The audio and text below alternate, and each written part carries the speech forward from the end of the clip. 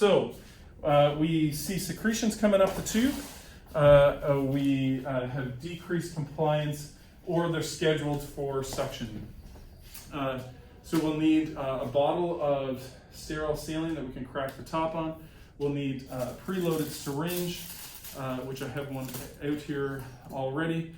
We have your French suction catheter, which are most EMS systems are being carried rather than a closed suction unit. If you had one of these, I would always use a Ballard suction unit over a French suction catheter.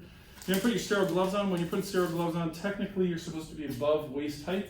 When you open up your sterile gloves, this shows you where the thumbs are. So when you see your thumbs pointing out for you, you're supposed to keep your fingers out towards the outside margins of the sterile paper. I wouldn't be doing this on top of patients, right? I'm just doing it here so we can see it in the camera. But when I pick that up, I could grab the glove and touch anywhere on the inside. Thumb hold is pretty high, and it's a little bit tricky because you can't adjust anything. So you kind of get your fingers in each of their 5 holes, and you just pull from the inside and pull onto your hand. Then you can grab with this sterile hand anywhere in the package because we haven't touched that glove, so it's sterile. We're going to work our fingers under that cuff, so we're on the outside. As soon as this hand comes in, this glove has to just stay on the outside. And you're going to insert your hand and pull your sterile glove on. So we're going to set our suction to 120 millimeters of mercury. To open up a sterile package for somebody, you're going to grab the tab, pull it out nice and wide so that I can access that, and you'll just keep pulling out and I'll grab that, okay? I'll pull my French suction catheter. You're going to take the yanker off the end of that section there for a second. Now, I could have had this all set up. We're going to have it right in there, and we're there. I'm going to flip this over. This is going to become a clean hand. Now I'm going to get my assistant in this method just to take that syringe. We're not going to actually squirt in the mannequin, but I get him to squirt 5 mils of saline down an endotracheal tube, and then he's going to connect the bag valve mounts back up, and he's going to ventilate for a couple of minutes. Okay, you're going to see secretions coming back up. It's going to make everything a little bit more runny, and he's going to bag. So we'll say that he's bagged there. Secretions are coming up nicely for us, and then I'm going to take this tube. When I'm inserting the tube, anytime that we have apneic periods, we want the patient hooked up to SpO2. We want to be monitoring that when we put them back on to the bag valve mounts and tidal CO2, and we'd like to keep those values within normal ranges, okay? So if we had to, we could bag a little longer. We just always want to have an eye on those things. So you'll disconnect now that there's some secretions kind of loosened up. We'll insert down the tube, making sure not to touch the outside of the tube. And as I'm inserting, ideally my hand's not running into the tube. So I'll just stay away and I'll insert down until I meet resistance and hit the carina there. So I'll hit, engage the suctioning for a bit, and then I'll just gradually turn this up or pull this catheter out while I'm rotating with my fingers. And I don't want to suction any longer than 15 seconds. Bag would go back on. I guess I could squirt some more saline down. Bag could go back on, and we just repeat.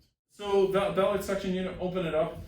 Typically, we don't touch ends of things just until we know where they're going to plug. You can see the suction catheter sticking out the end. That's going to stick onto the endotracheal tube on the inside. There's a port there. This flex tubing came in separate, so put that flex tubing on. That gets you onto your bag valve mask so you can, or on the vent circuit so they can continue to ventilate for you. There's a catheter here, there's a female lure lock that's not threaded in this unit, so I can take my sterile saline, stick it into the end, and then squirt down and squirt saline into the patient without having to disconnect in this unit. And then this plug comes off on the end. When this plugs off, you don't have to worry about it leaking. It doesn't have any air leak until I squeeze that, if it wasn't connected to suction. So it's a closed system unless I'm squeezing that. I just connect to my suction unit, set it to 120. I'm going to insert the tube down into the trachea. Don't need to have sterile gloves on. And I didn't mention before, but anytime we did a sterile procedure, we'd always hand sanitize up to our elbows, right? I didn't mention that. I just assumed it worth mentioning.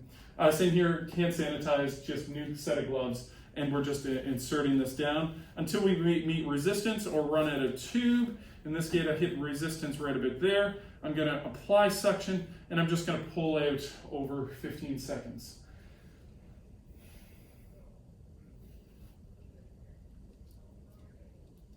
Partner can continue bagging. Yes, this is the same as with your suction catheter, in order to cover, you have to cover that fenestration. This has a button that kind of opens a valve between this and this. Yeah. So when I push that, it exposes it to that suction. So, and as you press, so you just press that button when you're pulling in. Right. Thank you, great point. 120 for an adult and 80 for a child. Yeah, and it's on this machine, you get to cheat, because the first gauge is 80 and the second stop is 120. And when you repeat, there's no max repeats as long as we're ventilating in between. Watch your values, and typically I find that I end up not getting any more secretions after 2 or 3 attempts.